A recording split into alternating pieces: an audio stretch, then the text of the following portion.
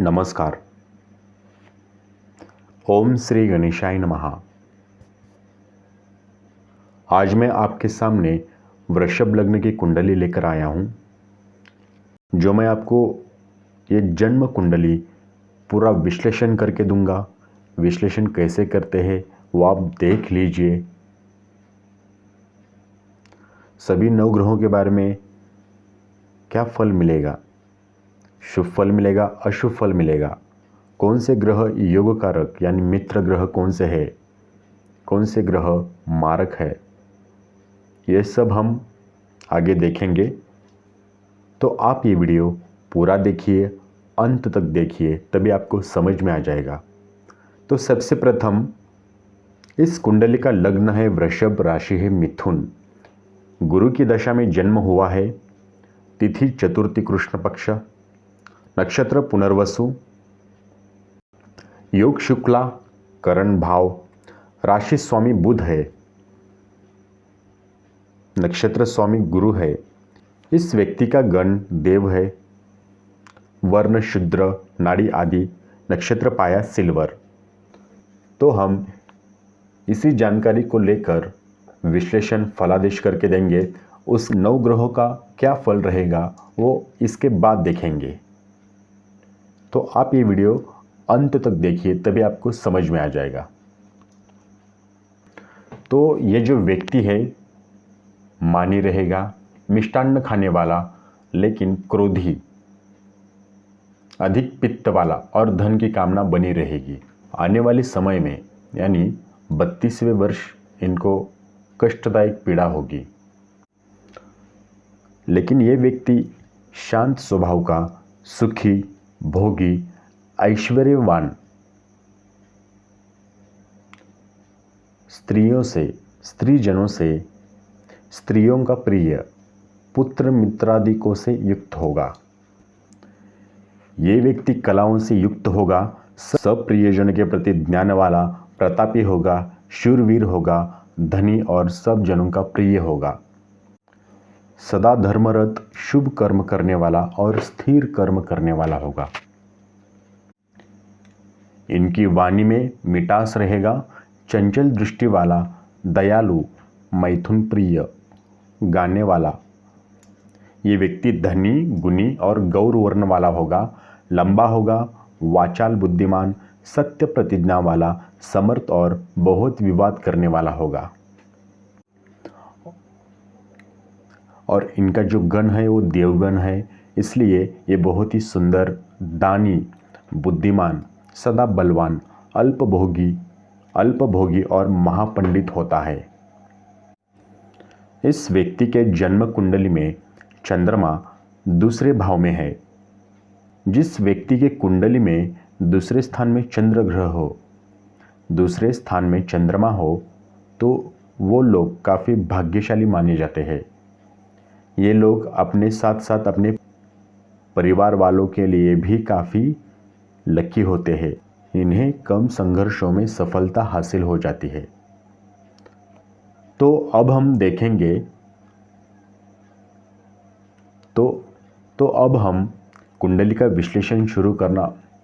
तो अब हम देखेंगे इस व्यक्ति के जन्म कुंडली में 9 ग्रहों का क्या फल रहेगा। तो वृषभ लग्न की कुंडली है, जो कि लग्नेश बनते हैं शुक्र, जो कि जीवन साथी भाव, सप्तम भाव में शुक्र की सम राशि वृश्चिक में है। इस व्यक्ति की चंद्र राशि मिथुन है, सूर्य राशि वृश्चिक है। इस व्यक्ति के कुंडली में मंगल का योग नहीं है। शुक्र के लिए बुध, शनि मित्र और सूर्य चंद्र शत्रु रहेंगे, मंगल बृहस्पति सम होंगे। तो सबसे प्रथम हम सूर्य ग्रह के बारे में जानेंगे कि उनका फल क्या रहेगा। वृषभ लग्न में सूर्य की स्थिति सप्तम स्थान में कैसे रहेगी। तो वृषभ लग्न में सूर्य सुकेश होकर राजयोग कारक है। सूर्य लग्नेश शुक्र से शत्रु भाव रखता है। यहाँ सूर्य केंद्रवर्ती है मंगल की राशि वृश्चिक में बैठकर लग्न स्थान यानी प्रथम भाव को पूर्ण दृष्टि से देख रहा है। सूर्य यहाँ जल राशि में है। ये व्यक्ति उग्र उष्ण स्वभाव का न होकर बहुत ही शांत व सौम्य स्वभाव का है। इस व्यक्ति के स्वयं के विचारों, सोच व परिश्रम से आगे बढ़ेगा। ये व्यक्ति स्वयं के विचारों से आगे बढ़ेगा। सूर्य की दशा में इस व्यक्ति की तरक्की होगी। ये व्यक्ति सुनता सबकी है पर करता अपने मन की ही है। यहाँ पे सूर्य के साथ बुध और शुक्र बैठे हैं, लेकिन ये दोनों ग्रह अस्त हो चुके हैं, तो इसके बारे में मैं आगे बताऊंगा। ठीक है, अब आगे देखेंगे इस व्यक्ति के जन्म कुंडली में चंद्रमा की स्थिति कैसे रहेगी। वृषभ लग्न में चंद्रमा यहाँ पे तृतीयश होने से अशुभ फलकारी है। चंद्रमा द्वितीय स्थान में अपने पुत्र बुध की मिथुन राशि का होने से शत्रु क्षेत्री है, क्योंकि बुध अपने पिता चंद्र को अपना शत्रु मानते हैं। ऐसा व्यक्ति विद्या, बुद्धि, लेखन और भाषण कला इसमें प्रवीण होता है। हर कई बार अपनी बात को खुद ही काट देता है। ज़्यादा धन एकत्रित नहीं कर पाता। धनवान होने की सही स्थिति का पता तो बुध की स्थिति से ही चलेगा, लेकिन इस व्यक्ति के कुंडली में बुध अस्त हो चुका है। बुध का प्रभाव यानी बुध का जो फल मिलेगा वो पूरा नष्ट हो गया है। तो मैंने इनके लिए कुछ उपाय बता दिया है, मुझे उम्मीद है वो करेंगे। तो चंद्रमा की दृष्टि के बारे में बात करेंगे। चंद्रमा की दृष्टि द्वितीय स्थान में बैठकर अष्टम स्थान यानी धनु राशि को पूर्ण दृष्टि से देख रहे हैं। तो ये व्यक्ति मतलब इस व्यक्ति के गुप्त शत्रु बहुत होंगे। चंद्रमा अपने घर में 12वें स्थान पर होने के कारण इस व्यक्ति का स्वभाव खर्चीला होगा, लेकिन धन एकत्रित नहीं हो पाएगा। बहुत ही कठिन परिश्रम करना पड़ेगा। चंद्रमा की दशा अंतर्दशा बहुत ही खर्च करवाएगी और मिश्रित फल देगी। अब हम आगे देखेंगे इस व्यक्ति के कुंडली में मंगल की क्या स्थिति यानी मंगल क्या फल देगा। तो वृषभ लग्न में मंगल सप्तमेश एवं व्ययश है। मंगल यहाँ द्वितीयश मार्गेश होने से अशुभ फल देता है। यहाँ पंचमस्त मंगल कन्या राशि का होगा। मंगल बुध की राशि में उत्तम फल देगा। ये व्यक्ति बुद्धिबल से यथेष्ट धन अर्जित करेगा। इस व्यक्ति को अन्नदान बहुत ही प्रिय होगा। कन्या राशिगत पंचमस्त मंगल की दृष्टि अष्टम भाव धनु राशि पर, लाभ भाव मीन राशि एवं व्ययश भाव मेष राशि पर होगी। तो इसलिए ये व्यक्ति ऋण यानी कर्ज का नाश करेगा, रोग का नाश करेगा, शत्रुओं का नाश करेगा। यहाँ पे जो मंगल बैठा है वो स्त्री से और शत्रुओं से डरेगा। इस व्यक्ति को प्रथम संतान पुत्र होगा। अब हम आगे देखेंगे इस व्यक्ति के कुंडली में गुरु का क्या फल रहेगा। तो वृषभ लग्न में बृहस्पति लाभेश व अष्टमेश है। तो गुरु यहाँ अष्टमेश होने से मार्केश फल देगा। यहाँ बृहस्पति दशम भाव में कुंभ राशि का होगा। यहाँ बृहस्पति दशम भाव में कुंभ राशि का है। ये बृहस्पति की सम राशि है। बृहस्पति केंद्रस्थ होने के कारण केसरी योग एवं कुलदीपक योग बनेगा। जी हाँ,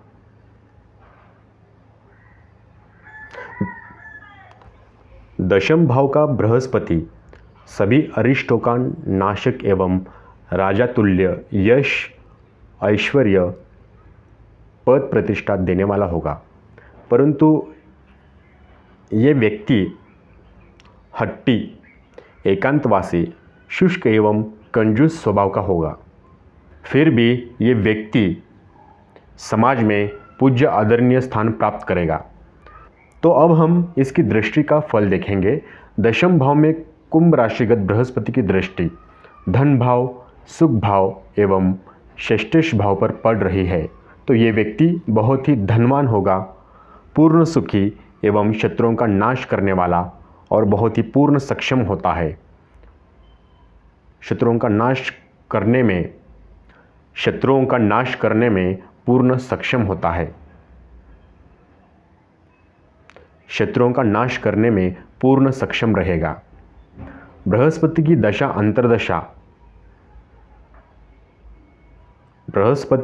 अंतर्दशा में इस व्यक्ति की उन्नति होगी, नौकरी लगेगी या राज्य की कृपा भी प्राप्त होगी। अब हम आगे देखेंगे इस व्यक्ति के जन्म कुंडली में शनि ग्रह का क्या फल रहेगा। तो वृषभ लग्न में शनि भाग्येश एवं राज्येश है। शनि यहाँ परम राजयोग एवं अति शुभ फलदायी ग्रह है। तो शनि यहाँ पे भाग्येश एवं राज्येश होकर वो बैठे कहाँ पे है? द्वादश भाव में। तो शनि के 12वें जाने से भाग्य भंग और राजभंग योग यहाँ पे बना है। तो इस व्यक्ति के भाग्योदय में रुकावट आने लगेगी। इसके शत्रु बहुत होंगे। ये व्यक्ति बहुत ही खर्चीले स्वभाव का रहेगा, धन संग्रह नहीं कर पाएगा। तो मैंने आपको पहले भी कहा था, जब मैं चंद्र ग्रह के बारे में जानकारी दे रहा था उस वक्त भी मैंने कहा था ये धन एकत्रित नहीं कर पाएगा। और यहाँ पे भी शनि ग्रह नीच का होकर 12वें भाव में बैठे हैं, मतलब इस व्यक्ति को धन का संग्रह नहीं हो पाता। भाग्योदय नौकरी की प्राप्ति हेतु काफ़ी संघर्ष करना पड़ेगा। ये व्यक्ति परोपकारी होगा। इस व्यक्ति को व्यापार व्यवसाय में नुकसान या फिर धोखा मिलेगा। इन ग्रहों की वजह से हमारा जीवन कष्टदायक गुजरता है। एक ग्रह अच्छा होता है तो 2 ग्रह बुरे फल देंगे या फिर वो बुरे भाव में जाके बैठते हैं। आपको समझ में आ गया मैं क्या बात कर रहा हूँ?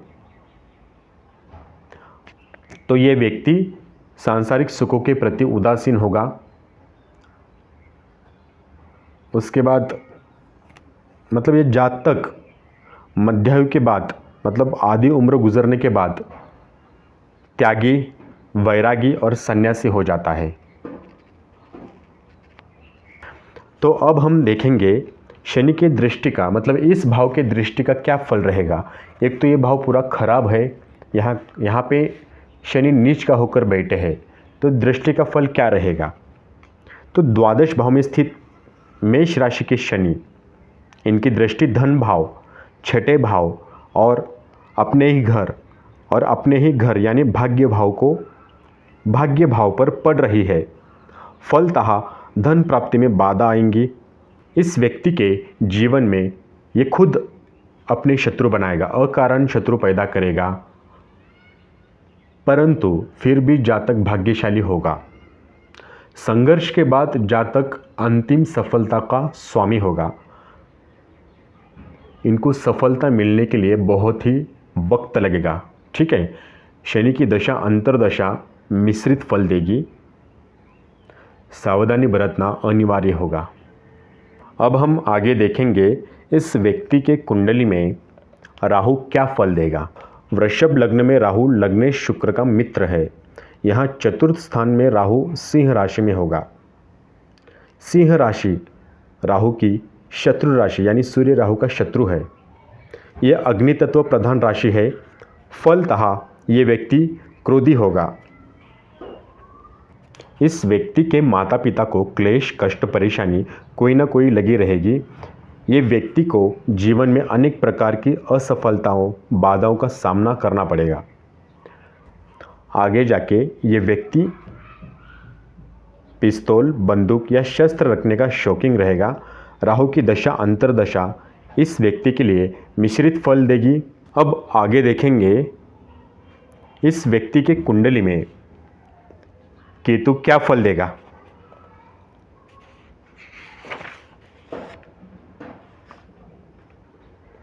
तो वृषभ लग्न में केतु लग्नेश शुक्र से शत्रु भाव रखते हैं। केतु यहाँ दशम स्थान में कुंभ राशि में है। तो कुंभ राशि केतु की मित्र राशि है, तो यहाँ पे वो शुभ फल ही देगा। ये व्यक्ति सरकारी नौकरी, राजकीय कार्य या फिर ठेकेदारी इसमें रुचि रखेगा। समाज में, जाति में, राज्य सरकार में इस व्यक्ति को मान सम्मान, पद प्रतिष्ठा की प्राप्ति हो सकती है, क्योंकि ये बृहस्पति की 7 बेटे हैं। यहाँ पे केतु की दशा इनके लिए बहुत ही अच्छी जाएगी। ये व्यक्ति व्यापार व्यवसाय में आगे बढ़ेगा। तो इसमें कुछ ग्रह शुभ फल देते हैं, कुछ ग्रह अशुभ फल देते हैं। तो जब, क्योंकि ये जो दशा अंतरदशा ये कुछ महीने बाद या कुछ सालों के बाद बदलती रहती है, इसलिए हमारे जीवन में सुख दुख आते हैं। समझ में आ गया आपको? अब 2 ग्रह बचे हैं, बुध और शुक्र। तो बुध ग्रह और शुक्र ग्रह यहाँ पे इनके कुंडली में अस्त हो चुके हैं, क्योंकि वो सूर्य के साथ डिग्री वाइज अस्त हो चुके हैं। तो उनका फल पूरा नष्ट हो चुका है। तो इस व्यक्ति के लिए मैंने उपाय बता दिया है, तो मुझे उम्मीद है वो करेंगे उपाय, क्योंकि हमारे अस्त ग्रह, मतलब अस्त का मतलब क्या है, मैं आपको अस्त ग्रह का मतलब समझाता हूं। हमारे ग्रह मंडल में सूर्यदेव राजा है, उनका प्रकाश सर्वाधिक है, इसलिए जब भी कोई उनके समक्ष जाता है तो उसका तेज समाप्त होने लगता है। ज्योतिष में भी ग्रहों के राजा सूर्य के निकट जब कोई ग्रह किसी विशेष अंशात्मक दूरी पर आ जाता है, किसी विशेष अंशात्मक दूरी पर आ जाता है, तो वो सूर्य ग्रह के प्रभाव से बलहीन हो जाता है, और इसी को सूर्य से अस्त होना कहा जाता है। समझ में आया?